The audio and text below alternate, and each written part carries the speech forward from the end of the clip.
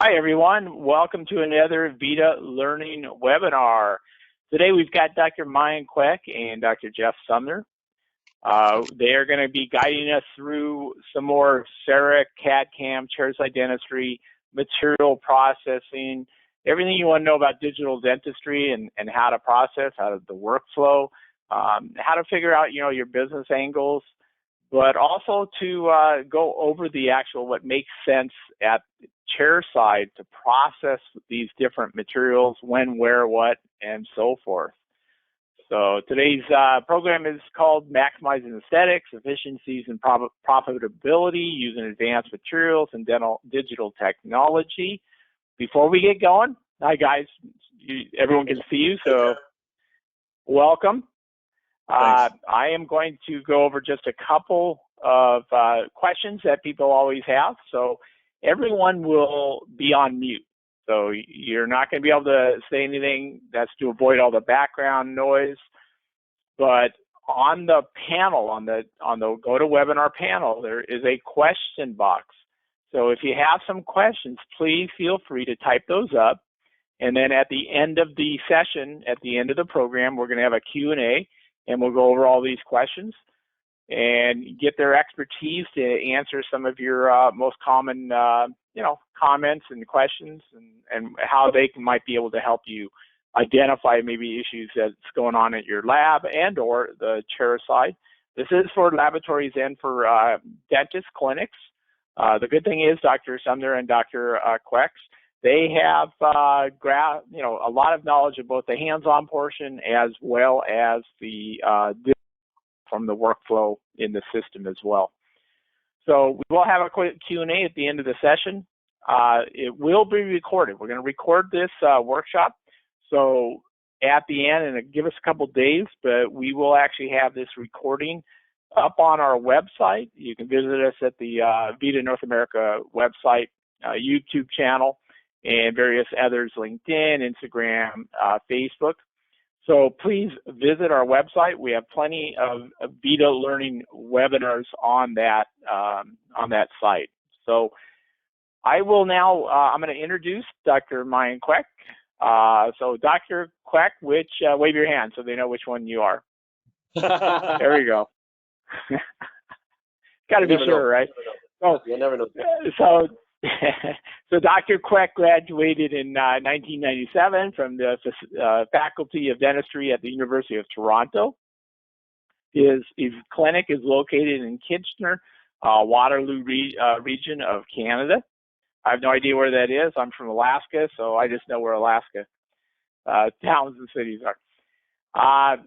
Dr. Kwek focuses primarily on comprehensive care, implants, and digital dentistry. He works towards a combination of business systems, technology, clinical efficiency, and case acceptance with their patients. He's a mentor and co-founder, I believe, trainer at the Dentist Academy, using an innovative hands-on teaching style for oral surgery, implants, and fully integrated CAD/CAM technology. He has lectured internationally and has contributed to the dental community as a speaker at many conferences throughout the world. He is a key opinion leader for VITA and Dentsply Sirona and a rising influencer in the dental industry. So welcome, Dr. Kwek. Thank you, Jim. Dr. Sumner, yeah. Now you got to point the thumb at yourself, Dr. Sumner. So Dr. Sumner. Dr. Sumner received his dental degree in 1997 from the University of Toronto. In 2010, as an early adopter of CAD/CAM technology, you've been around doing this stuff from the beginning, which is nice. A lot of history, a lot of in-depth use, practical utilization of chairside dentistry. I continue to believe that it would play chairside dentistry, digital dentistry, would play a vital role in the future of the profession, which it has and continues to grow. He is one of 10 Canadian CEREC mentors and has taught both basic and advanced digital workflow. Jeff is an educator and thrives on sharing how to master efficiency, profitability using a digital workflow. As an international speaker on digital chairside dentistry, he has worked with numerous companies and has lectured internationally as well. Jeff continues to practice at his Kitchener office, Canada. He is currently co-owner multiple and co-owns multiple practice locations and is a co-founder of Dentistry Academy, where he teaches the secrets of predictable, practical, and profitable dentistry. So again, welcome you guys. I appreciate your time. This is going to be a nice program, I believe, because you guys are the best at what you do, and you have a vast knowledge between the two of you, and you can guide our participants, the customers, and give them a little bit of information inside of what you guys do to really make your clinics work and profitable. So I will turn it over to you. I will get rid of my ugly mug, and I'm going to make you guys the presenter. And so now you are there. So you are the presenters.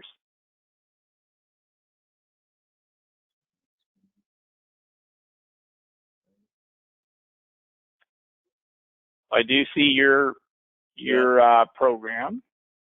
Over there. We're just getting it all set up here, Jim. Yep.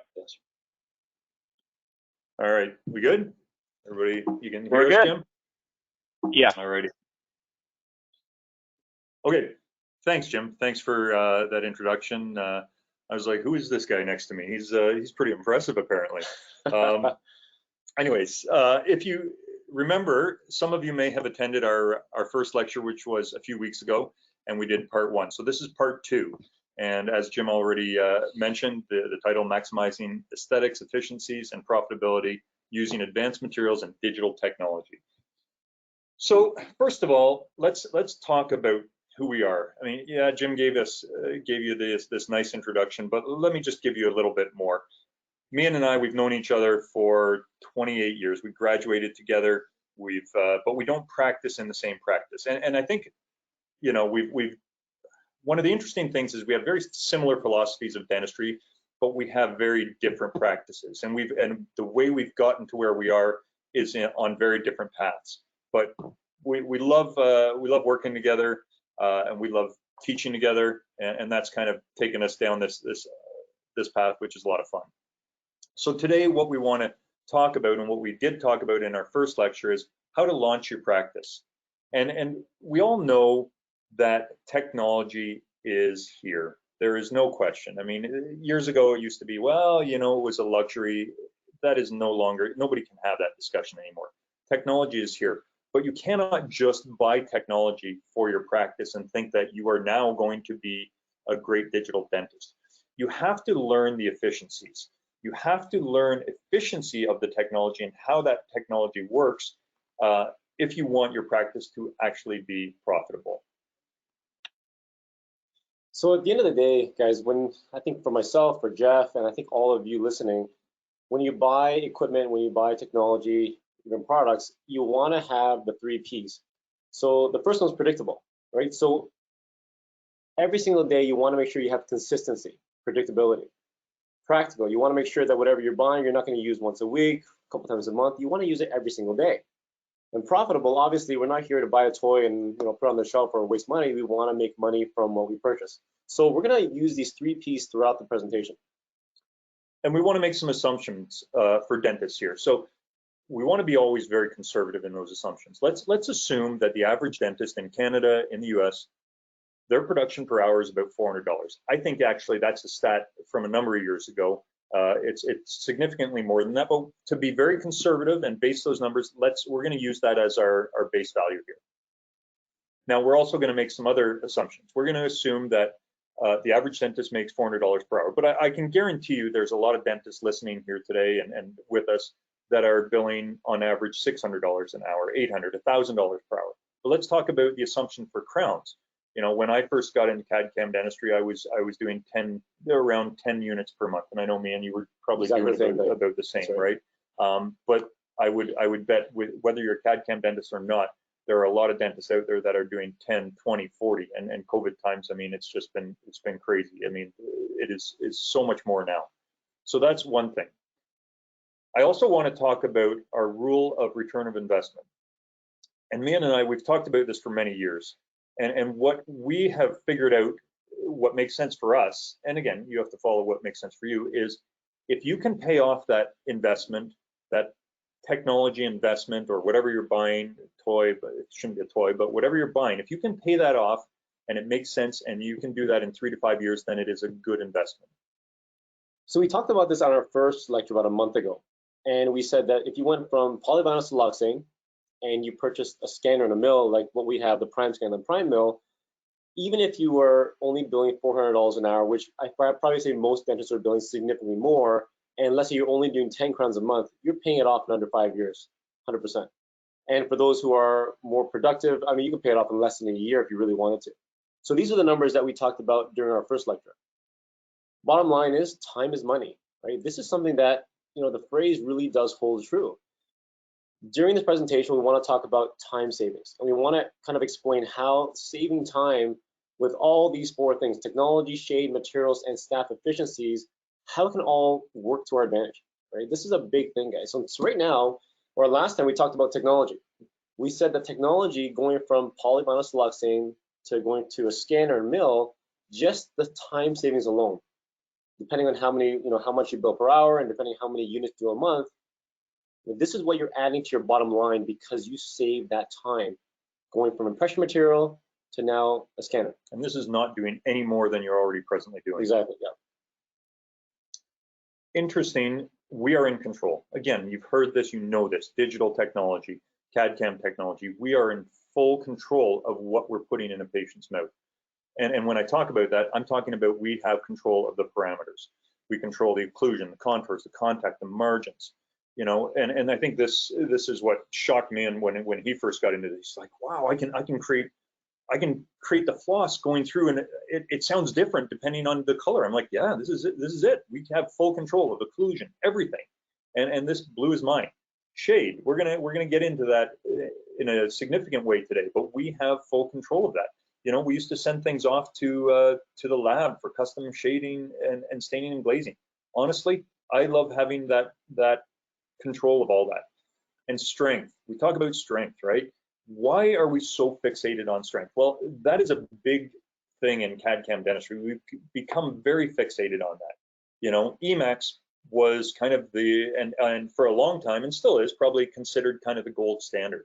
It has that magic number of 500 megapascals, but then all of a sudden, you know, more recently, now zirconia has come out, and zirconia, 1,000 plus megapascals, 1,200 megapascals. And, you know, now we have these different hybrids that are using titanium. But truly, how much strength do you need? I'll tell you, you know, like Jim alluded to, when I started with CEREC dentistry back in 2009, 2010, the only materials that I had was VITA Mark II. And I put in thousands of VITA Mark IIs. And I don't know, I couldn't figure it out for many years. They haven't failed. We're going to talk about that a bit more. But we all get fixated on strength. And really, we could have a big, long discussion about, is that necessary? So now with strength and all these other things we've talked about, the question becomes, which block do you choose? Which block do I choose? You know, So the problem is that when I first got into this, yeah. You know, I just chose whatever blocks Jeff chose. So Jeff said, you know what, this is just order these. And I said, okay, so I ordered all the blocks that he used. And I thought, okay, I got the mentor here who knows CEREC. He's one of 10 in Canada that can help me. I thought it's going to be as easy as 1, 2, 3. But I was wrong. It wasn't so easy because I ordered what Jeff had, and guess what, guys? I ordered all these blocks, and I used all these blocks, and I didn't really understand the nuances between each of these blocks. They all seemed to work. They all seemed to, you know, fit really well. The way that they looked was very different, but I couldn't figure it out, and it was frustrating because I couldn't, especially with you know, when you're doing CAD/CAM dentistry chairside, and let's say you're inserting that anterior tooth, and it didn't look the same, or I couldn't make it match. I was frustrated because I'm thinking, is it me? Is it the block? Is it the shade? Like, what is it? And so, you know, I'm gonna have Jeff try to explain to you guys, you know, how he picks his blocks, because obviously I wasn't figuring it out for the first 6 months or a year. So Miyen asks, what did I choose? And I don't want to feel like I steered him wrong. I'm like, well, I use this, I use that, and so he just thought he'd buy it all. Well, I don't know if that was the smartest move, but certainly, in order to be consistent, when I'm choosing a block, I want to be consistent. So there's two questions that I want to answer, and two big rules. I want to pick a block based on properties, and I want to pick a block based on a predictable shade. For me, for a lot of years, what I've done is picked it based on properties. That's always been my number one decision. And so now the question is, what block is meant for what application? And Miyen, asked me this question, and so I'd sit with him and give him an answer, and so let's go through kind of how there's a number of things where I will choose. So posterior crowns, I mean, these are crowns we do day in, day out. Normal occlusion, I could pick Emax, I can pick VITA Suprinity, I can pick a feldspathic porcelain, the VITA Mark II, I can pick nice block, any number of these blocks. I mean, the list is crazy long. I can do anything I want, and like Miyen said, they all work. Now we talk about anterior crowns, and normal occlusion. Well, now aesthetics are a little bit more important, and in terms of strength, we don't need necessarily as much strength. So now I'm going to pick a feldspathic porcelain because they polish beautifully, and what shade do I want to pick? I understand, for a lot of years I would pick VITA if it was tended to be older patients, because they have they tend to have a little darker. If I was going to choose on lighter patients, I would use the Empress Multi. So there were a number of different decisions that would come into play, but aesthetics were hugely important. Then we get into posterior or anterior crowns where you have heavy occlusion, you have those heavy bruxures. Well, now all of a sudden those feldspathic porcelains kind of fall off of that list. So my list is getting a little bit shorter. Now I'm going to get into my Emax and my Saltra Duo and my Suprinity because they're stronger. And I still like the shades, but now I have to do some customization and so on. And then we have a list of posterior crowns where I have a short crown height or minimal thickness because of certain reasons. Well, now I'm getting into my zirconias and I'm my Emax because they say you can mill it to 1 millimeter thick. So the list is much shorter there. And then we talk about bridges. I mean, I still do bridges. I do a lot of implants and significantly less bridges, but I still do bridges. And so what blocks do I have at my disposal for bridges? Well, I have an Emax block and I have zirconia blocks. So that's a pretty short list there. And then we talk about implants. I restore all my implants in-house. And you've probably seen some of those blocks, the blocks with the holes in the middle, right? So which companies have those? Well, Emax does. VITA has the anamic one. I can do zirconia with that. Nice actually has one, a block like that too. But again, my list it gets shorter and shorter, and I have to then make a decision when I get down to that short list of which one I like now after that for aesthetics. Okay, guys, who got that? It was simple, right? So this is the problem. See, Jeff, a master of CAD/CAM dentistry, he understands the nuances of all these different blocks. But for people like new users coming in, or just newer users, or just brand new users coming in, they have no clue what to start with or what to even look for, because even still, when Jeff's talking like that now, that still went over my head. And so I'm thinking this is crazy. So we have to simplify. Okay, so Miyen, you want to simplify? Okay, so let's ask that question. So Miyen, why don't you talk about how you pick a block now? All right. So for the first 6 months, I was going through hell because I had all the blocks. I used everything. Didn't know how each and every block worked in terms of the nuances for the aesthetics. And so I had to kind of backtrack and say, you know what, we have to start from the ground up. So I want to be able to try to simplify this for, let's say, newer users who are, in CAD/CAM, or people who are thinking about getting into CAD/CAM. Back to 3 Ps, right? I want something that's predictable. I want to have consistent results every single day.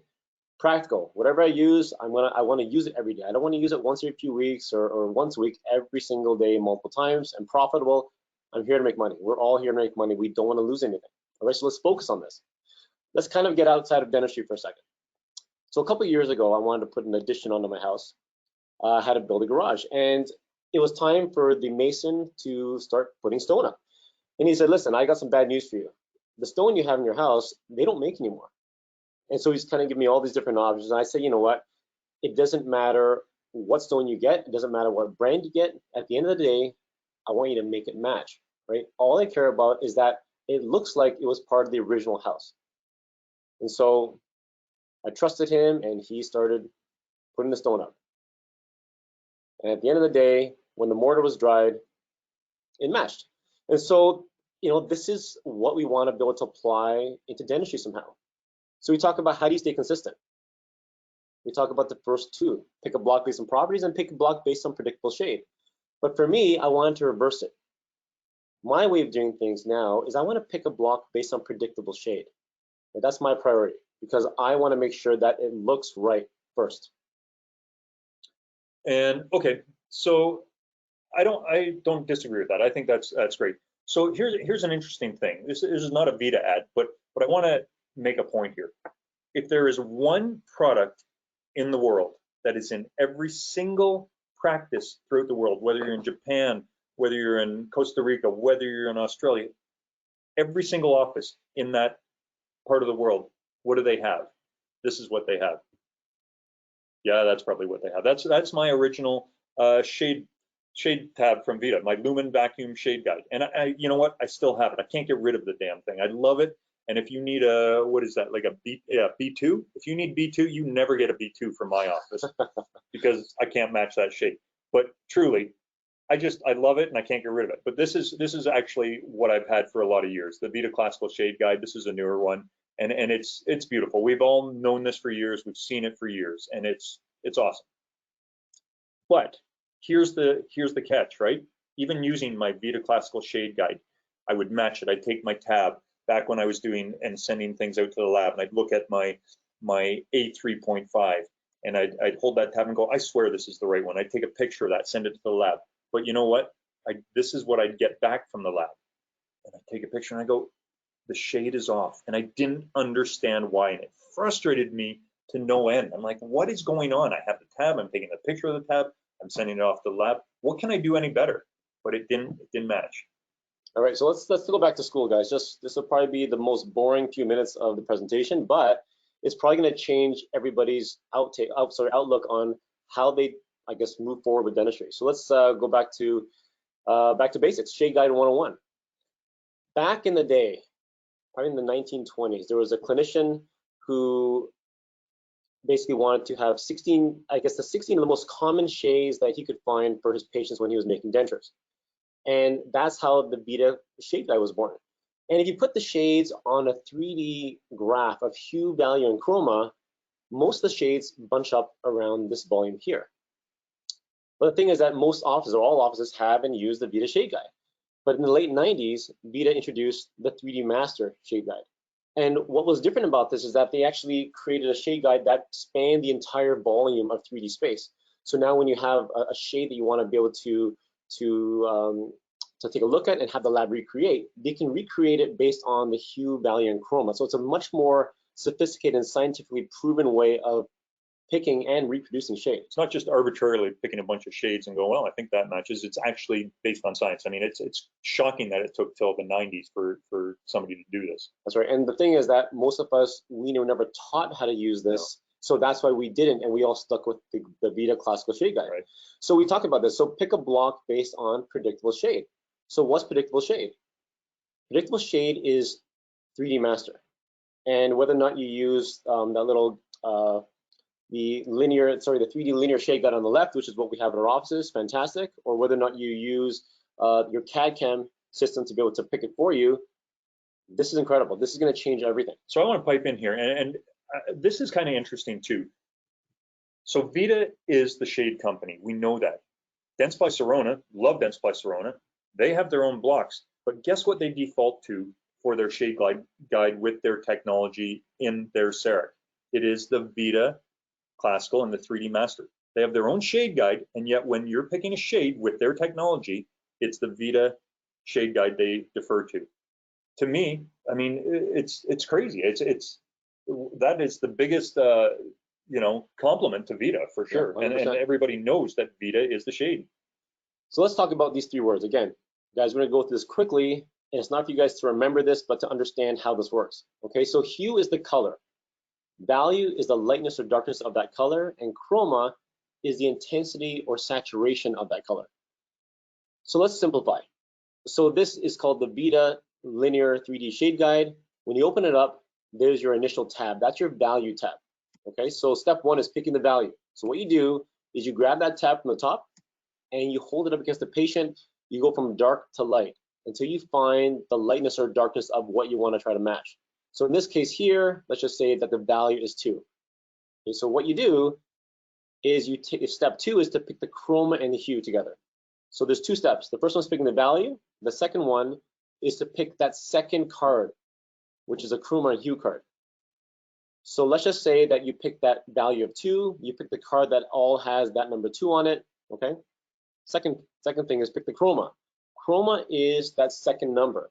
It's the degree of saturation of that color. And last but not least, you pick the hue. Hue is the color. I always thought M, L, and R. I thought it was middle, left, and right. So this is where it got a little strange. And really, M is mandarin or orange. L is lemon or yellow, and R is rose or red. I mean, I guess in Germany, this is what it is. But yeah, it threw me off for years. And so I never used this at all because I didn't understand it. But at the end of the day, when you pick your shade, it's 2L 1.5. And what it stands for is the value, hue, and chroma. But again, you don't have to remember that. What you want to do is you send the numbers and letters, I send that tab to the lab, and they understand where in that 3D space the hue, value, and chroma are. So when it comes back from the lab, you're going to have a reproducible shade. And that's what's important, because the last thing you want is to create something, send it A3, it comes back, it looks off, and you're wondering why, and you have no idea what to do. But if you send something that is in the right hue, value, and chroma, they can reproduce it. So, you know, I mean, and you can do this with your CAD/CAM dentistry too. But it did confuse me. I did feel like I was in school there a little bit, Miyen, and I kind of dozed off a little bit. But to simplify, and Miyen likes the simplification. I want to make this point.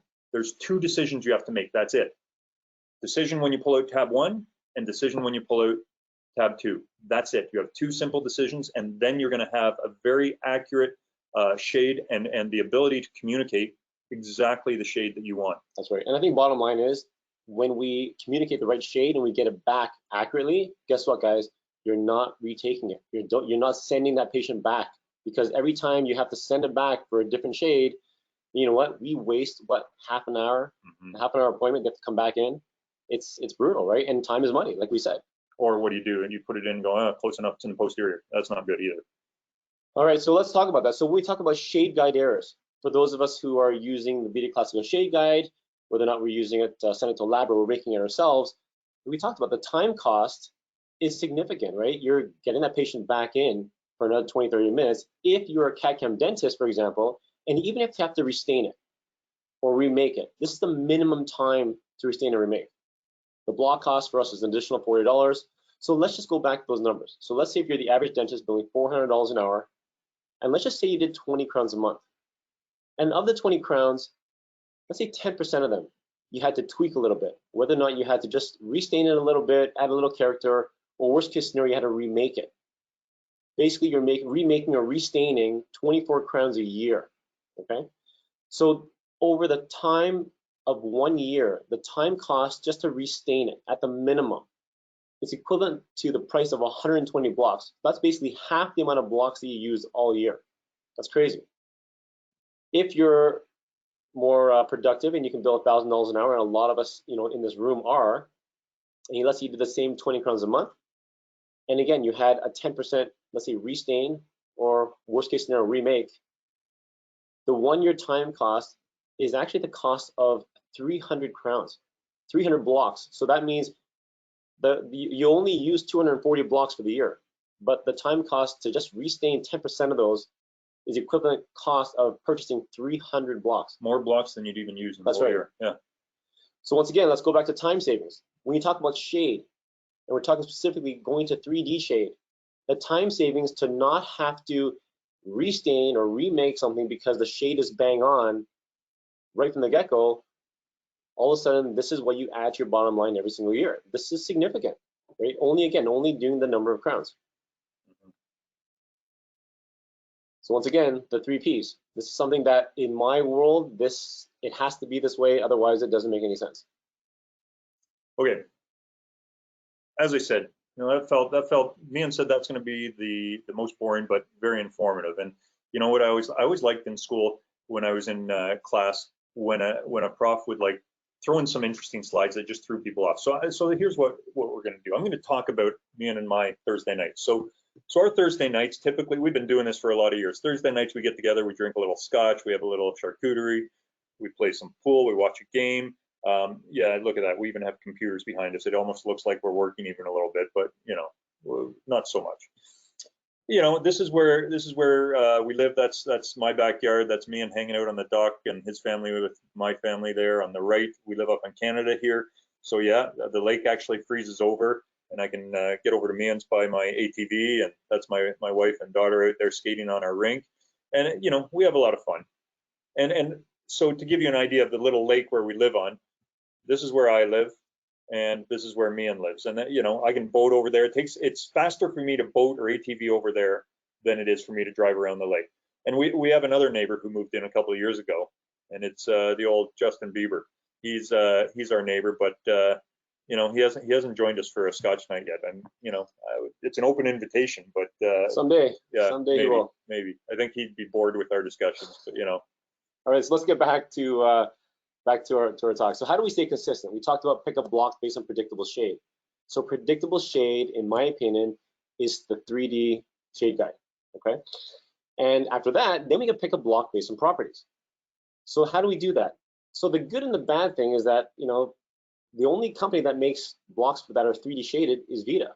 And obviously that makes sense. The other companies, they haven't adopted it yet, but to me, if it's shaded the same so that you can actually have a reproducible shade that you put in the patient's mouth, that makes so much more sense instead of having to remake a block or restain something over and over again. So this is where I got really frustrated, and I found that VITA was so consistent. So if you're a new user or someone who struggles with the same things that I did, this is what I would encourage everyone to do. I mean, obviously Jeff's been doing this for years, and so he uses the full gamut of all the blocks. He understands the nuances of how to stain and glaze each one, so he can get the final result. But for myself, this is the more consistent way of doing something reproducible each and every day. And this is what we're hoping for. I mean, we've been lucky and fortunate enough to try the new VITA YZ or YZ. Yeah. It's an amazing zirconia block. It's multicolored, but it's in classical shade. Yeah. But hopefully they are going to be making a 3D version of it. Don't know. Yeah. Jim might know. Not sure. Right. Jim might be able to answer. I mean, we love VITA, and we love and to me, what always shocks me is that again, with Dentsply Sirona having their VITA shade guide, why don't they make blocks in the VITA shade, the VITA 3D Master shade? Maybe it's a proprietary thing. Jim could answer that, but I mean, to me, it would make good sense. So let's talk about 3D CAD/CAM materials a little bit more. Again, I mentioned I've been doing this, 12 years or something now. I've been doing this, and when I started, all I had was VITA Mark II on the left there, and feldspathic porcelain, and not considered the strongest thing. And then they came out with the Trilux, and then the Trilux Forte, and the Real Life. These are all feldspathic porcelain, and these are beautiful, beautiful materials. The Trilux Forte I love it. The Real Life is a great in theory, but it's tough to work with. I've played with it a few times, but these are fantastic blocks. But let's get into that a little bit more. So I want to show you a case, and again, this might be a case where I think I was at Miyen's the night before. So this is a case where a patient came in to see me, multi-shades on their teeth, and that tooth number 8, we would call that tooth number 11 in Canada. It kept breaking off, a fairly large restoration there, and I thought, you know what, I'm going to try something different here. So what I did was what he did was I think he was maybe hungover when he did this. Yeah, I don't know. Miyen probably gave me too much scotch the night before. But anyways, so I did something that any aesthetic dentist would never recommend against. I thought, I'm going to be conservative. I don't want to prep this tooth. I don't want to try and match those shades at the cervical area. I'm going to prep the restoration that he had on there off, and I'm going to prep and leave my margin mid-buckle, because I trust my shade and I trust my cement, and I, high and dry, I like it. This is conservative dentistry. I like that. And I had to try and match it. But now I have to pick a block. So what block am I going to pick? Well, I really like, in this case, what I picked was the VITA Trilux Forte. And, it worked out well for me.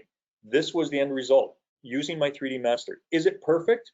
No, it's not perfect, but it's pretty good. The patient was thrilled with it, and this was a lot of years ago, and it's still in there doing well. I mean, so yeah, it's not traditional dentistry, it's not textbook, but it's conservative and it worked.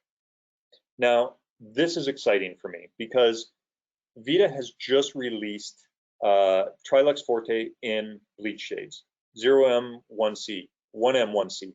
This is a bit of a game changer because remember we talked about that earlier, I was telling you, why do I choose blocks? And I think I alluded to that. I talked about I would choose VITA for a lot of years when I had older patients because the shades tended to be on the warmer and the more yellow shades. And we've been asking VITA for years, we need these lighter shades. I mean, people want white teeth. And when I had the younger patients, I had to use other materials.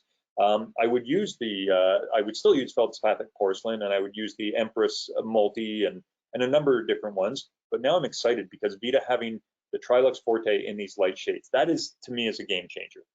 But let's get just back to the feldspathic porcelain, the original VITA block, which I used for years and years and years.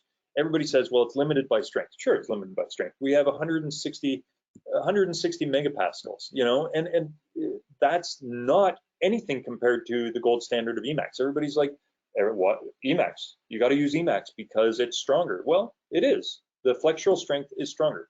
But here's a question, and Miyen and I, we've talked about this. Miyen's always doing renovations at his house, and but the fracture resistance. The analogy is, if you take one of these beautiful tiles that you have, when you're redoing your kitchen or whatever, and you take that tile before it's cemented to the floor, and I take that tile and I snap it over my knee. Well, you're not going to be happy with me, but I snap it over my knee, it breaks very easily like that. But once it's bonded into place, guess what? Same with a feldspathic porcelain. When it's bonded into place, whether it's an Emax or whether it's a VITA Mark II, it has the exact same crown fracture resistance. Actually, the VITA Mark II is higher, but it's essentially the exact same. So that's the same analogy.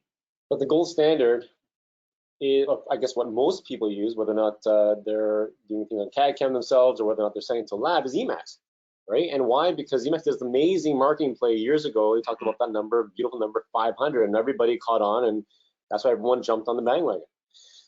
And I wanted to use 3D shades. Beautiful. So VITA actually has a material called VITA Supernity. It was in Canada for a while, and it's been in the States for the past, I don't know, 2-3 years, I think. And it's pretty much the same material as Emax, except it's reinforced with zirconia. And I love it because it's not as strong as Emax. It's actually stronger than Emax, and it's fantastic. And it's a really great material to use. Once again, it's Canadian. In 3D. Yeah, in Canada it's tooth number 37. States is tooth number 18. What I love about it again is here it is, 4M2, right? So it's a 3D shaded block. I use my 3D shade tab 4M2. I want to have something that has strength because in the posterior, I use VITA Supernity. And this is why I love 3D shades, because it just blends right in. And it's awesome. Something that it's hard to be able to reproduce. Or the last thing I want to do is to pick an A35 and then all of a sudden it looks off. And yet my tab, everything looks right, but yet you put it in the mouth and it's wrong because the hue value and chroma is just in a different space in that 3D graph. Here's a case I did. Patient came in and wanted tooth number 7 and 8 redone. They were endo-treated, fractured, had some old restorations on them, and this is what it looked like in the mouth. And didn't want any other treatment. Didn't want what is that, 9, 10, tooth number 10 treated or anything. Just those two. And I was like, all right, that's fine. I can do that. Conservative dentistry and follow what they want. There's my preps, and there's my design. Now, again, this is a bit of an aside with CAD/CAM dentistry, but it's pretty cool. I'm going to show you. There's my design looking at it from an occlusal standpoint. So not only was able to create really nice crowns, but I was able to do kind of instant ortho on that tooth number 8, because I have overlaid the previous position of that tooth and then where my crown was. So that's kind of cool. Now, I wanted to trust my technology. So I checked with my prime scan. What did my prime scan say? It said 1M1. Okay, I trust it. I'm going to choose a 1M1 block. Now, this was a few years back, and this is a 1M1 monochromatic. I did no staining and glazing, no customization on this, and that's how it looked. That's beautiful. Strong, and it looked great. And I was thrilled with it. Patient was thrilled with it. Is it perfect? No, but it's pretty good. But it's reproducible. That's the main thing. Real life dentistry. So let's talk about a different block quickly, VITA enamic. It's a pretty cool block. I use it for a bunch of anterior teeth, crowns, definitely inlays, onlays. And what I love about it, it basically wears like enamel and it flexes like dentin. If you compare enamic to the other blocks, enamic is the only block that basically has the same modulus of elasticity as dentin, which is fantastic because it moves with the tooth. Now, remember at the beginning I talked, you know, and this is a great material for when we get into that discussion about how much strength do you really need. You know, scientifically, if we were to reproduce something and reproduce tooth structure, why would we not want to reproduce a material that was the exact same biologically as to what we already have in our mouth? And enamic really comes very close to that. So it's pretty great. And again, you know, so why don't I use it on everything? Well, you know, I mean, I get caught up in the whole strength thing like everybody else does. I use enamic. Miyen uses it a number of different ways. I use it primarily and only on every single inlay or onlay that I do, which I do a lot of because of conservative dentistry now. What I love about enamic too, if you actually compare enamic versus the other materials under an SEM microscope, look at how stable that edge is. It's just so fine, and when you put an enamic crown or inlay only in, it just blends in. The margin is imperceptible, and it's incredible. It's an incredible material to work with. This is a case I did a number of years ago using enamic. Again, I wanted to push the limits of it. This is actually my brother-in-law, cousin-in-law. Anyways, he's a fireman, and he had that tooth number 8. I'm just a master of tooth number 8, and kept on breaking.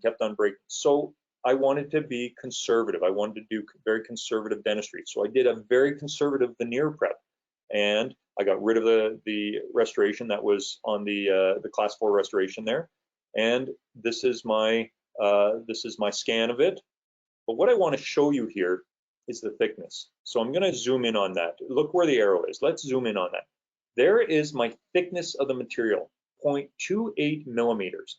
And VITA enamic says you can mill it to 0.2. So I thought, I'm going to push it. I'm going to try. This is what I'm going to do. I have a veneer that is 0.28 millimeters thick. And that's where we got to. This is what it looks like. And this is 5 or 6 years ago I placed that, and that has not budged. I mean, I'm thrilled with it. You know, I can't customize it the way I'd like to, but you know, it worked well. And this is a 0.28 millimeter. Amazing. So let's talk about time, right? Again, so I'm all about saving time. So let's compare the gold standard Emax to the material VITA enamic. So when you talk about processing, meaning that you're milling and then you're firing, put in the oven, it takes about 28 to 43 minutes for Emax, depending on the size of the restoration. Whereas enamic, you basically mill it and then you buff it and you're ready to go. So you're basically taking a good like 23 minutes off the equation. Let's talk about the enamic workflow. So it's enamic, we use a multicolor block. I love the gradient of shade, it's fantastic. It doesn't look the greatest after it comes out of the mill, but then you polish it. You polish it with the red stones or the pink stones and the gray stones, and then it gets a little bit more, I guess, shinier. But that's where it doesn't end there. Then you go ahead and have goat hair with diashine. And once you put that together, that's where the magic happens. This is where now you have that amazing luster, that amazing sheen that you would expect from, you know. Yeah, I mean, that's comparable to how you can polish a feldspathic porcelain for sure. I mean, that's awesome. And then you insert it in the mouth, and again, it blends right in general. Like it's a multicolored block, and this is what I love about enamic. What I love about it too, because it's a softer material, you can cut so many more crowns with the same burr. So let's compare the two. Now, so, I'm just going to interject, and this is not us saying that, you know, we're not trying to compare the blocks in saying you should use enamic every time you use Emax. This is not a comparison of the blocks. It's just we're talking about time. That's right. So let's just say, for example, here, for Emax, for those of us who have mills, usually around 20, 25 crowns, you have to change the burr. Whereas enamic, you keep milling and milling and milling like 7 times the amount. So when you're talking about burr costs, by the time you change the burr to use enamic only, for example, you've already spent over $270 if you use material like Emax. So I mean, just keep that in mind too. It's something that we all have to look at. Talk about time savings. We talked about the difference in time to process, meaning that whether or not you mill it and put it in the oven. So that's a difference of average 23.5 minutes per restoration. We talk about the average dentist doing $400 an hour. So it means you're saving, you could be making an additional $157 per restoration because you've saved that much time. Now, just going back to that time, I just want to, I don't know if we made that very clear. With enamic, enamic does not have to go through the oven. Enamic, you don't put through the oven. That's you right. polish. You polish it. So again, when I'm doing any inlay or onlay, it is so fast. I mean, we're talking, 45 minutes in and out. It's a big difference, and it's a great material for certain applications, not for every application, That's right. but for certain applications. So when we talk about time savings, back to this again. We went through technology, we went through shade. If you want to be able to have time savings on materials and understand how the materials work and which ones you're going to be able to use to save time, especially 3D materials, once again, based on how much you build per hour and how many units you do a month, this is what you can add to your bottom line because you understand how to save time using different materials. Okay, and this is significant. Mm-hmm. Let's talk about shade gradients. Go ahead. Yeah. So I'm going to show you another interesting case. So this is a case that tooth number, what are 1, 2, 3? Yeah, 3. I would call that tooth number 16. That's an old feldspathic porcelain that I did years and years ago. But if you look down to tooth number, what's this, man? 446? 29. You look at the recurrent decay. 30, sorry. Tooth number 30, the recurrent decay under that. So that's on the x-ray, we're seeing that. But again, it's interesting to see the upper molar, how good the margins are with that feldspathic porcelain, and that's great. So I'm going through my 2 tabs, right? Tab 1, I picked my value number 1. Right. And then I picked my next tab, and I just picked the one I like. So I look at 1M2, that's the shade. So I did my tab, but I'm playing with things too. So now I want to check using the technology. So let's check on my prime scan. What do I have? Well, I checked the tooth, what is that? Jeez, I'm terrible. 28, because the tooth behind it is a PFM. So I'm getting 1M2. So actually, my eyes actually worked. I was pretty pleased with that. Yeah, close, just zoom in on that, 1M2. Yeah, 3D master, love it.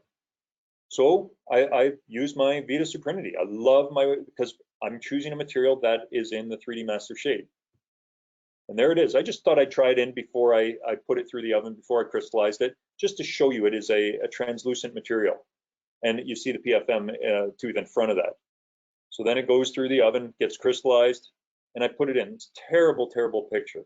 Okay. Horrible yeah, picture. I'm sorry, but let's match it up. 1M2, it matches. But you know what? I figured out why it was such a terrible picture, because I looked at that and I'm like, there is no way that I'm leaving that and bonding that in the mouth. So what did I want to do? Well, I wanted to customize it. I saw, looking at the tooth behind it, I needed to customize that tooth. So we used my stain and glaze, and then I put it back through the oven. Those are nice nails, Jeff. Yeah, I had just had my nails done that day. Yeah, they're beautiful. No, I actually, like me, and I utilize my staff too. That's actually really Jeff's nails. It really is. Okay. So let's have a look at this now. So now we have tooth number 46 or tooth number 30. Thank you. And it looks like it matches. It looks like it's supposed to. But you can also see that tooth number 3 up there, an old feldspathic porcelain. But guess what happens? Now I put this and I hand the mirror to my patient, and they say, "Well, I want that PFM change too." Of course they do, right? The one in front. The one in front. So yeah. let's talk about stock versus custom. I mean, Jeff's the master of customization. Whereas for me, for the first little while, I was like, you know what? No, I want to use a stock block. I want to use something that I do not want to customize because it's a pain in the butt. I want something that has that gradient or shade. So let's try to simplify these shade gradients. And I love these materials because they allowed me to have, number 1, 3D master shade. And number 2, they have that gradation of shade. So great, I can put it in and I don't have to worry about having that monochromatic look. Now, what's really cool too, and I already alluded to this, is that the VITA blocks, now they have the Trilux Forte in those light bleach shades, and that's a game changer. Now I can use these blocks on cases where I couldn't before. I love it. All right, so let's have this one case, tooth number 10. So we pick that top value tab, the value number 2, pick the second card out and say, okay, it's 2M2. Get our anamic block, that's 2M2, design it, and at the end of the day, it blends right in. Here's a different angle so you can see the light. And that's why I love anamic, because it has that gradient of shade. I don't have to worry about customizing anything. And this is what I want to get away from, for the first couple of years, because I know Jeff loves staining and glazing. I did not want to be a part of that. But let's keep in mind that stock blocks do have their limits, whether they're blocks with gradation of shade, or whether they're the lithium disilicate or the zirconia reinforced lithium disilicate. Those ones do not have a gradation of shade. And I've asked why, and I remember there was some scientific reason why they couldn't do it, but the point being is all shades are not available, and a gradation of shade isn't quite often isn't enough. And you do need to do stain and glaze. So what's the issue with staining and glazing, right? My issue is time and materials, right? This is a big thing. I did not want to spend the time. But let's talk about materials first. For those of you who don't know, when you have a block, let's say like Emax, or you have like a CEREC block, guess what? I didn't realize that they had their own independent shade guide. I thought all the blocks used the VITA classical shade guide. I was wrong. And so you have to basically invest in using their shade guide. Well, and an A3 in Emax is not an A3 in VITA. It's a little bit lighter. They have them named the same, but it is not the same. That's right. And so that's where it gets confusing too, because you pick an A3 with your VITA classical shade guide, you put an Emax block in, and all of it, invariably, it comes out lighter every time. The other thing too is that when you buy all the different blocks, I didn't realize you have to buy all the different staining glaze kits for every single company. Like, that was ridiculous. And so for the first 6 months, a year, I was, kind of overwhelmed, because I had all these different kits, and I thought there's got to be an easier way. And so we have to simplify. The great thing is that now VITA allows for you to have the 3D Master Staining Glaze Kit, and you can use this not on just their blocks, but on every other block out there in the market, which is fantastic. So we use the VITA Staining Glaze Kit for everything. Just simplifies the whole thing. And we talk about time, right? Time to characterize. I mean, it does take time. And Jeff's right. You know what? Yeah, stock blocks, you need to stain and glaze at some point. And so I probably say a year and a half in, I had to learn to characterize. So Jeff, you know what? Why don't you show everybody how you characterize? I mean, it's an art form for sure. It is, and I love it. I love the challenge of it. So let's start with this case, and this is a fun one, because I've shown this a number of times, and I've shown this to a number of my CEREC colleagues, and I'll show that picture, and I'll say, it's the game we all play. Which tooth is the crown? All right, which tooth is the crown? Well, I mean, I've seen this so many times. The funny thing is, guys, is that it's a trick question. The crown really is, the first molar on the fourth quad here. Yeah, that's not it. But the tip is, look at the gingiva, right? So the crown is tooth number 8. That's all I do. Tooth number 8. I've become an ultra specialist. That's all I will treat. It's tooth number 8. So she had an old crown that was broken. I did a little gingival surgery there too, and I replaced one crown. And that's the challenge, to replace one tooth. And it's the toughest thing in dentistry to do, but the challenge should be put on us, and we should accept that challenge. Now, I'm going to go through a quick little tutorial just to show you another case in terms of customizing a challenging single anterior. So a patient came to me, and this is what they presented to me. Again, tooth number 8. Imagine that. That's all I do. I told you, all I do, tooth number 8. And you give him tooth number 9, he can't do it. I can't do it. But I'll show you a case later where tooth number 9 comes into play. So, I mean, ideally, I look at this and I say, yeah, I'd love to do those 4 anteriors. They're broken down. I don't like the craze line on tooth number 9. Nope, patient didn't want to do that. Financially couldn't handle that. Didn't want to do that. They wanted that one tooth fixed. I said, okay, I'm gonna take the challenge. I'm gonna do it. So I knew, like we said, I need to customize stain and glaze. So here's the little tutorial. Okay, here we go. It's like when we're doing CEREC dentistry. In terms of when I teach CEREC dentistry, always do big movements first, followed by small movements. And we're going to do the same thing when we stain and glaze. Now, I'm going to show you stain and glaze, but what's also just as important when we're doing CEREC dentistry is your primary anatomy, your secondary anatomy, so you get the light reflection. But that's a whole nother topic that we won't talk about right now. But let's just talk about how we do this. So big to small. So what does that mean? I hope this explains it. So first of all, I'll have my staff will peg and glaze the entire tooth. So they're going to put it on the peg and they're going to glaze the entire tooth. So when I come into my office, it is sitting there ready for me to go. They've dispensed the stains and the glazes, and the shades that I want to use. And they know I basically use four shades.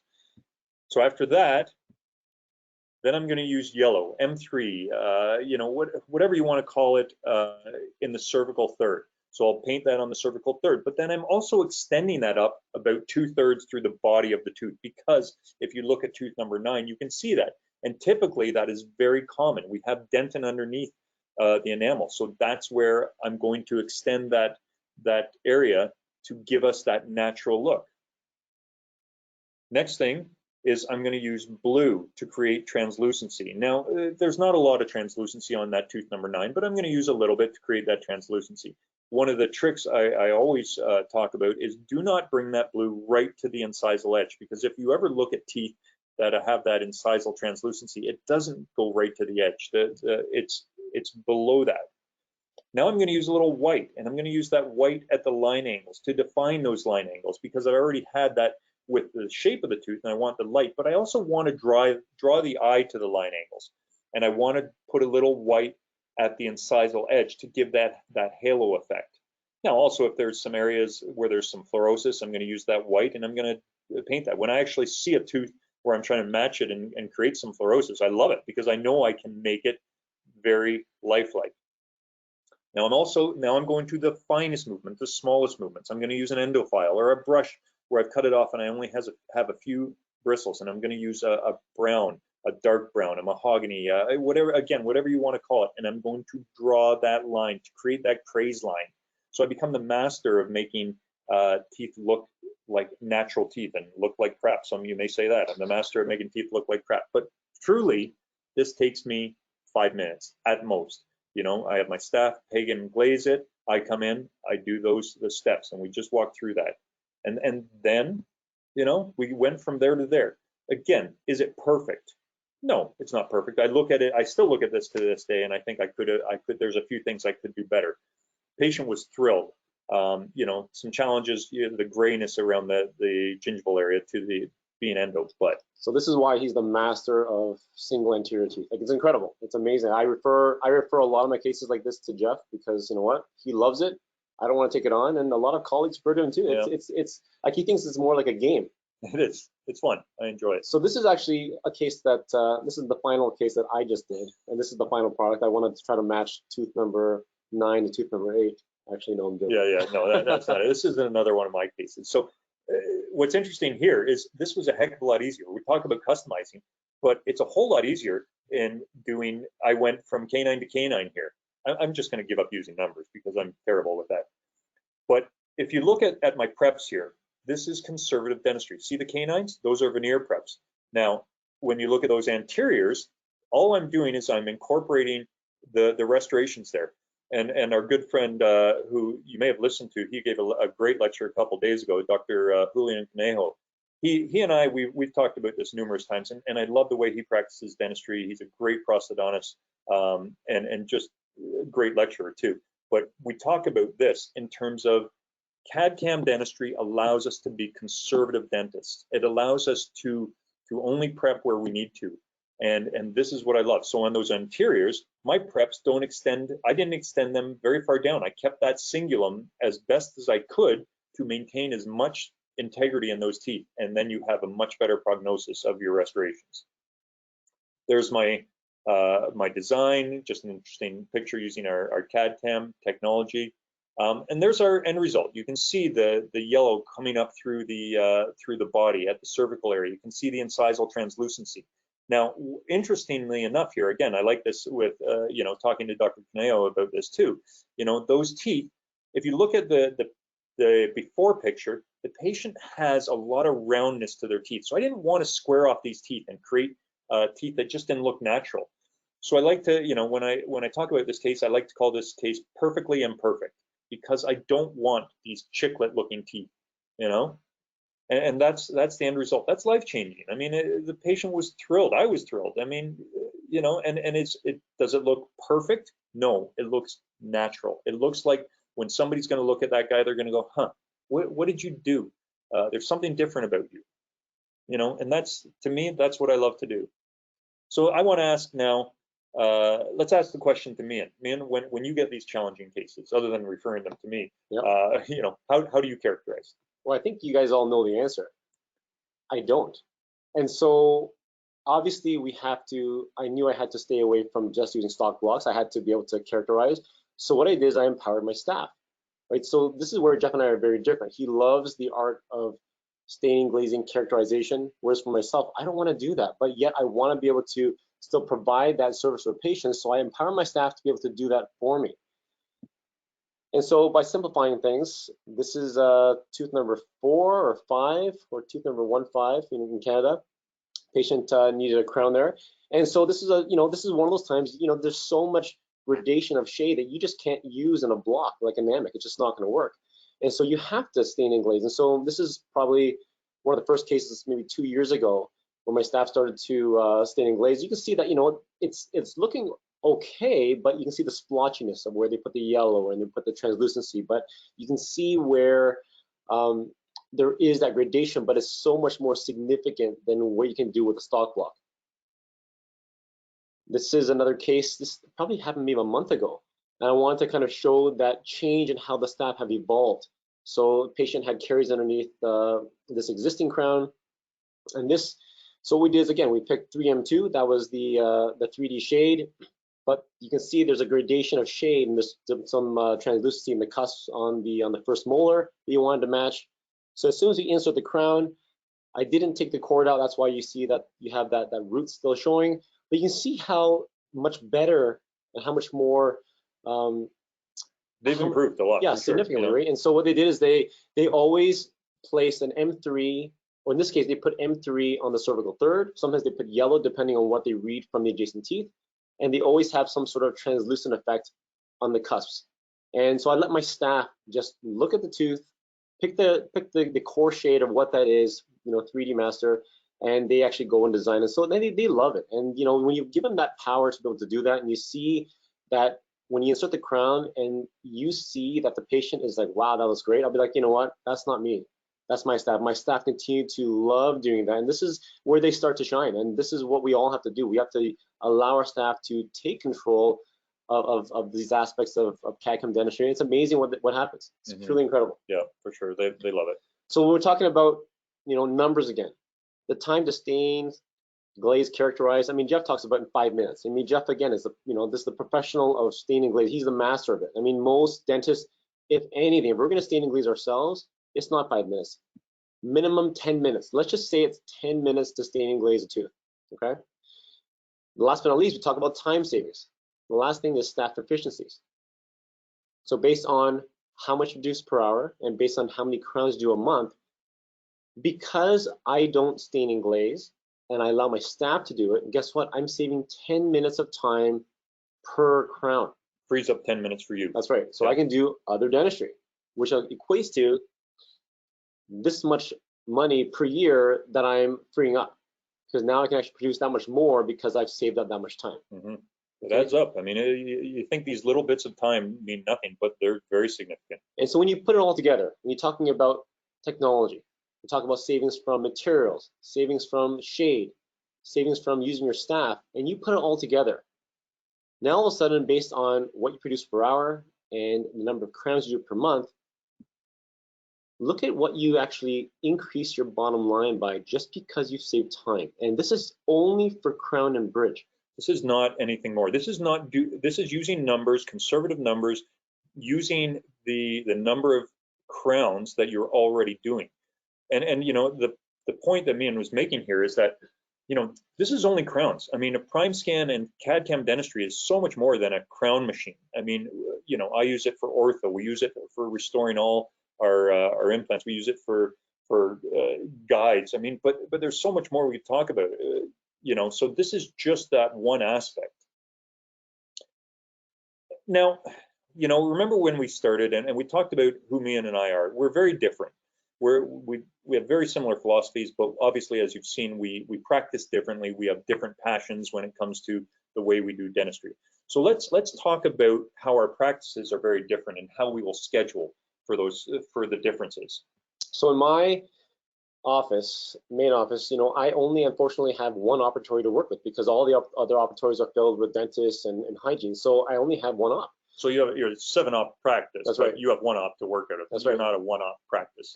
Just making sure you get Oh yeah, that. sorry guys. Right. So the problem is that now we have to juggle patients in and out of that operatory. So they can't sit there and wait. Whereas Jeff has multiple operatories he can use at the same time. So in this case here, for example, with single operatory, that first patient, I basically do a crown prep, scan, design, and throw in a filling there at the same time. The patient comes back an hour later for the insert. Second patient, we'll have 2 crown preps done. Scan, design, additional 10 minutes instead of 50 minutes, I book 60 minutes, and then an hour later, they come back for the crown inserts. And then also a third crown prep here, scan, design, same sort of thing, comes back pretty much 50 minutes later for the crown insert. And in between all that, you know, I'll do an implant here, extraction and graft. So the staff have to understand how does the timing work? Your front desk need to understand the workflow. So when they know that you're doing 1 crown, 2 crowns, they need to know how much time to allot and know that you have to have a certain amount of time to be able to mill and put the material in the oven so that you have enough time to fabricate your crowns so that no one's waiting. But at the same time, you don't want them to wait too long because otherwise the anesthesia will come out and they have, you know, the patients either sit in the waiting room or they go for coffee and come back. You don't want it to be too long of a delay.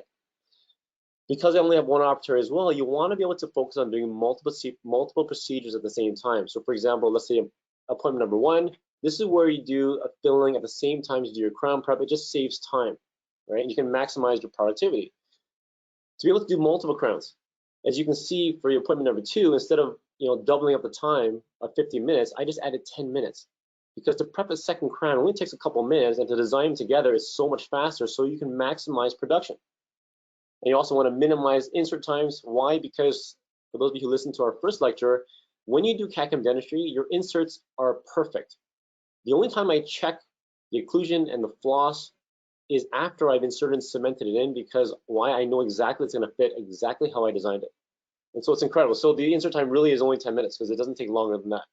And again, you want to maximize productivity. When you're working out of 1 operatory, you don't really have time to be able to, you know, the luxury of having multiple operatories to juggle things around.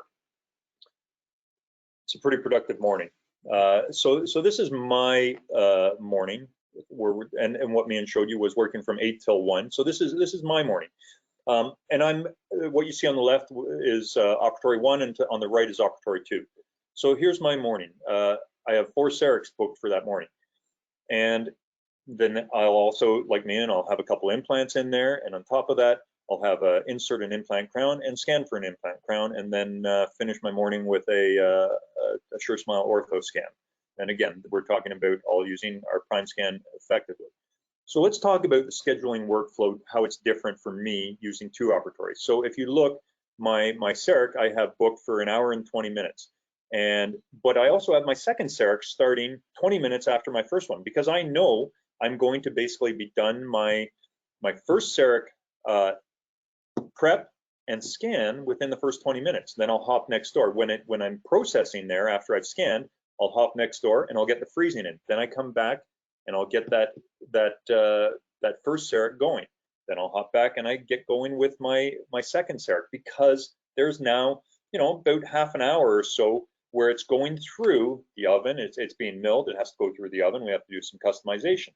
So then I'll hop back there, and then I'll add. You know, I'm adding in my implant, and then you can see. So I have that extra half hour within that hour and 20 where I can be extremely productive and use the second room. I think what Jeff was saying is that after 20 minutes, let's say for example CEREC 1, he preps and scans in 20 minutes, and he freezes the patient in CEREC 2, and while they're being frozen in the CEREC 2 room, he goes back to the first room and he designs. Finish my design. He finishes the design, and then once he finishes the design, he can go ahead and fabricate in the mill. Once he designs it, guess what? He goes back to that second operatory, and the patient's frozen. And I just hop right into it. Exactly. And off we go, right? Yeah, thanks, man.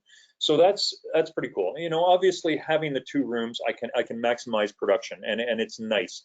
You know, I don't have to. My staff, you know, they're pretty lucky in that they don't have to flip rooms like they do with Miyen, because Miyen, you know, between patients, one patient, they have to flip room multiple times, where I have a patient staying in one room. You know, and again, Miyen and I have been doing this a long time. I get to be selective with the procedures. It looks, not everybody gets this, but I've been doing this. So I go in, I work 2 days a week, but I choose the patients and the procedures I want to do. I have 3 associates, and they get to do they do all the fillings and so on. They do the endos, and I get to do the cervix and the implants and the ortho. So yeah, I know I'm lucky. I get it. So the last question is, where do we go from here? And we always put this as one of our last slides because we want to be able to have, everyone in the room to understand, what, you have to follow your passion. Don't do what we do. The thing is that follow what your passion is about. And I think from today's talk and last time, Jeff and I are very different. Even though that we may have a same philosophy in terms of how we practice and our ethics, how we practice dentistry, our practices, what we are passionate about are 2 totally different things. So don't be like us. Don't follow the leader. Follow you. Follow your passion. Find out what that is, and be stellar at it. And at the end of the day, hopefully, you'll be in the same place where you can come up on stage and you can present, and we'll be the ones in the audience listening. And we look forward to that. Teach us. I mean, we always learn. I mean, we miss that face to face, because honestly, anytime we take a course, teach a course, you always learn something. So like Miyen said, find what you are, whether it's ortho, whether it's full mouth rehabs, whether it's endo. We have airway on there, and again, there's so many things we could go on about, but that's it. We're done. And hopefully you stayed awake. Thank you for joining us, Jim. Thank you for having us, VITA. We're always proud and love working with VITA. And this is, as we said, this is not a VITA promotional thing. And we use VITA. I use a lot of other materials too. But we just want to thank you for giving us this opportunity. Yeah, and for those of you who want to reach out to us, that's our emails right there. Yep. And on the bottom right side, that's our academy that where Jeff and I we kind of co-founded with a partner of ours, and we teach CEREC dentistry, surgery, implants, and it's a very different platform where it's all hands-on on live patients. And we will be we're excited to be. We've already booked our trip down to Dentsply Sirona World in September. We're going to be down there for that. So if you see us there, say hello to us. We'd love to chat with you for sure. All right, thanks, Jim. Thank you so much. Oh, fantastic. Yeah, just remember your numbers when you get down to the United States, okay? Yeah, for sure. I told you I'm terrible with that, Jim. Thank you so much. I'm going to show my screen, and real quick, we just got a couple questions, if you don't mind, sure. from the audience. So those of you who are still on, we've got some questions. And as soon as I bring my show here, there we go. So just a reminder, we have recorded this. We're going to post it on our VITA website. You can revisit it. Usually the guys are usually sipping their wine by now, but I don't see any wine today. You must have gave it all to. You must have shared it all with Justin Bieber at the lake. So go ahead and visit us there on the website, and we have lots of webinars. We even have Jeff's and Miyen's last recording on the site. So if you want to catch up and visit them and see them what they did on the last webinar, that would be great. You can always reach us here at the help desk. There is our information. Myself and then the crew, Richard, Paul is there, so he can help out as well. And then we have lots of Canadian representatives as far as the U.S., if you're from the U.S., so please reach out, visit us. And then, of course, the questions itself, I do want to think, there's one thing that I do, before I forget, there's one part that I loved, that when you showed your operatory and your time management, I kept thinking to myself that, it's perfect because to manipulate your operatories, the right schedule, and if you know your material selection, if you know your materials, and during your first treatment plan with your patient, you have the ability to understand what it might take when that patient walks in on their next appointment. And if you're aware that you don't have to characterize, maybe that you manipulate that patient's, your chair time so that they come through where all you have to do is polish or just place. You don't have to worry about the extra additional furnace time. So I think that's very important to understand your working hours, your operatory time, case management, and your case material selection. So I think that's a great information, you guys. So Enamic, does Enamic have a MT shade like the Emax, or if not, then how do you characterize the translucency, high translucency, multicolor? How do you manipulate any of the translucencies? Enamic does, Enamic, the thing I like, every Enamic block I use is a multi. I never use the monochromatic. Now, I think they do have different translucencies, right? Which one? They have the super translucent. Yeah. They have an HT. I haven't particularly used the T. Jim, like, does Enamic have the T block? Does it have T? Yeah, it does. Usually it's used for dentin, or really to cover mask out underlying dentin or an implant abutment.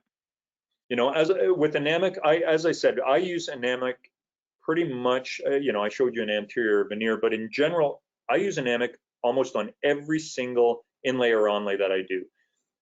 And I'll use the multi-shaded and I'll use the translucent because I'm picking up the shade of the natural tooth, and it just tends to blend beautifully. I'm not a big fan of the monochromatic ones or the non-multi-shaded ones. I just don't find that they have the same final aesthetics. In terms of staining and glazing, we've played with some staining and glazing with the Enamic, but I find that it really doesn't last. That's why I'll use VITA Enamic when I'm in the posterior, and I'll use the multi-block. But if I've played with the stain and glaze, a year later, it just doesn't hold up. Yeah, I agree. And I think that for Enamic, I've tried multiple times using Enamic for crowns, let's say darker stump shades, and I've kind of shied away from using Enamic, even because you can see through it a lot easier compared to, let's say, a block like Suprinity. So I use Suprinity, the Suprinity T instead of HT to hide some of the darker discoloration from the underlying tooth. So that's my go-to, and then I have the girls characterize and do like an M3 or yellow in the cervical third, and always have the translucency on the more occlusal third. So now our go-to is Suprinity for that. So material selection is everything. That's the point, and that's what I was making that point earlier when we were talking, when we had the two blocks showing the Emax and the Enamic, and we're not trying to compare those blocks and say that these are the same or you should use them for the same thing. That was a focus more on how much time, and when you choose the right material, there is significant time savings. Yeah, and that's the importance, of the message, knowing your materials, what they do, what they can't do, and select the right one for that patient. Exactly. Yeah, and the health. So if you were to start digital dentistry over again, or get yourself introduced to it, what would you do differently? Well, I know what I would do differently. Yeah. That's a great question, and I was able to in a way because of Miyen, and really the best advice I would give at this stage would be to get the best system you have, which again, this is not a plug for anything, but I mean, I truly believe the Prime Scan is the best system out there, the Prime Scan Prime Mill, but I would probably start off with VITA across the board. I know, Miyen, that's exactly what you would say. 100%. For me, I'm comfortable with so many different materials, and I in my hands I use everything because I like using them all. But Miyen, you can. Yeah, I think the biggest thing for me going through it and why it was so frustrating is because even though all the blocks that I've used, that Jeff recommended, when you pick that A3, A2 or whatever it is, and you insert it, you're like, wow, this looks so off. And it's frustrating, and all of a sudden you try to go a shade darker and it still looks wrong, and you wonder what's going on, and you start spending a lot of time, and you start having a lot of headaches because the shade really does matter. That's probably the biggest thing for most patients and for most dentists. They want it to match, right? And the materials, I mean, they all work. None of them break. I've never really seen. Patients don't know what a megapascal is. They don't care whether it's 1,000 or 500 or whatever. They want to know Is it going to last, and does it look good? That's right. So I think number one for me was when I had to go back to the foundations, it's all about picking that right shade. And then I realized that it had to be 3D. And that's where it really did make a huge difference. And once I started using 3D shade, obviously you use 3D blocks. And, you know, fortunately or unfortunately, VITA was the only one. I mean, yeah, sure, I use Emacs here and there, and I use some other blocks for different purposes, but I probably see 90% of what I use is VITA because of the shade. And just to me, it just makes the most sense. And I had that consistency, and we don't really have remix at all anymore because you have that consistent shade. And that's what really is the game changer.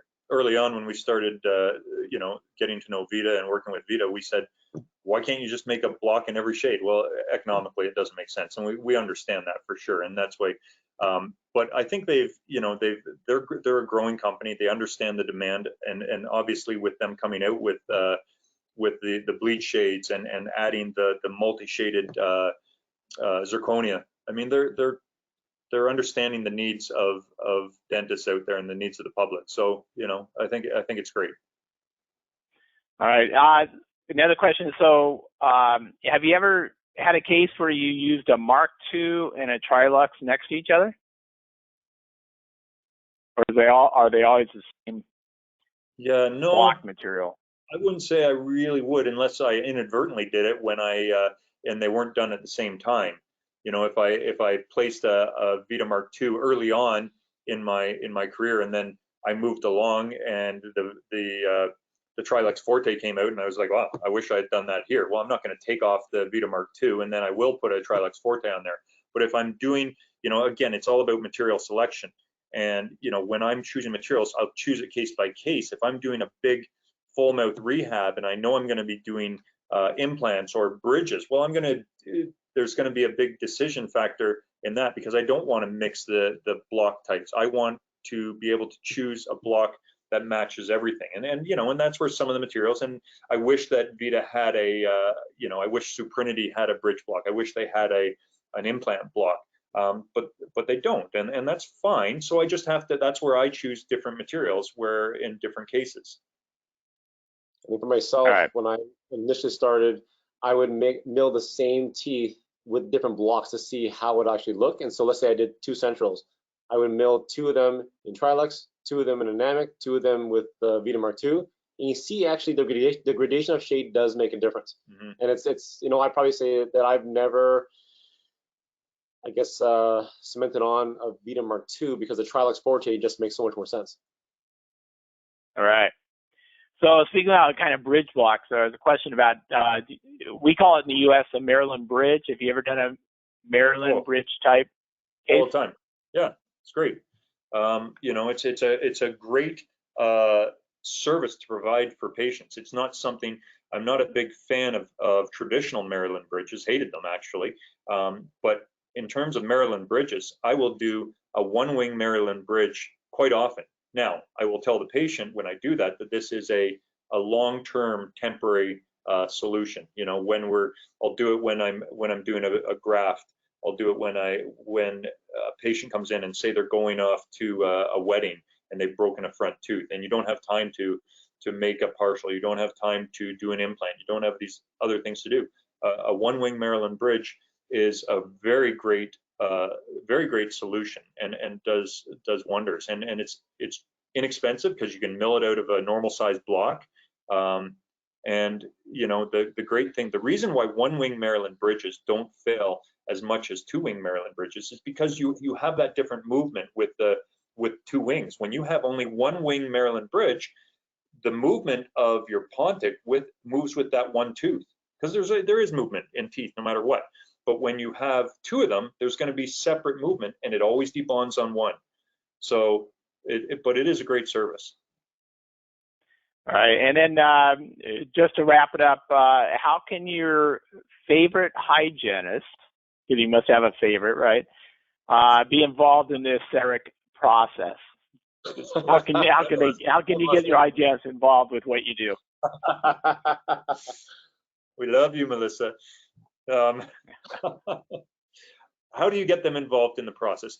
I think the best way to get them involved is they understand what the capabilities of CEREC dentistry and CAD/CAM dentistry are. So that way, when they're talking to their patients, they can be part of the promotion of it and say, you know what, your front teeth here, have you ever thought about trying to make them look better? Have you ever thought about, you know, or if it's a minimal rotation, I showed you how I could do kind of quote unquote instant ortho with a crown or a veneer.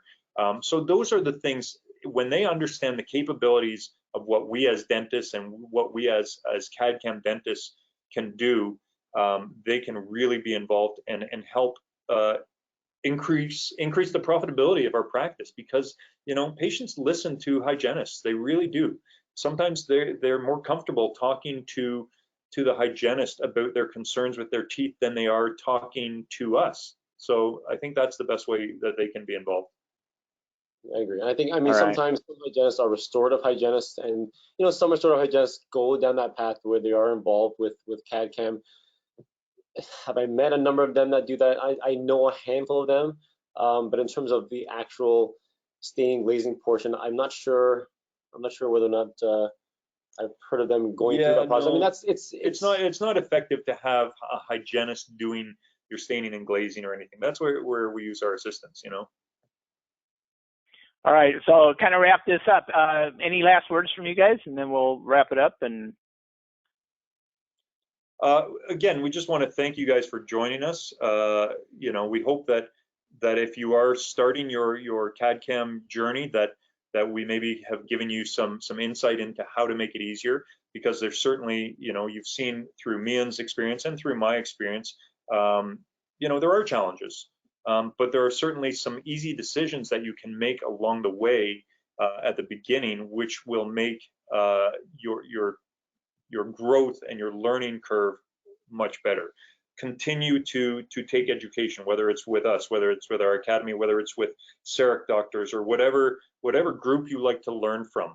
Continue to learn. You're never, and again, credit to VITA for putting this on, and, you know, for allowing us to share our knowledge and our experience with dentists. And again, it's not, you know, VITA has been great, and they're just saying, look, we don't want you to this is not, we're not asking you to talk about VITA. If you like our materials, you don't like our materials, we want to hear it all. They've been always very upfront with us, and we do.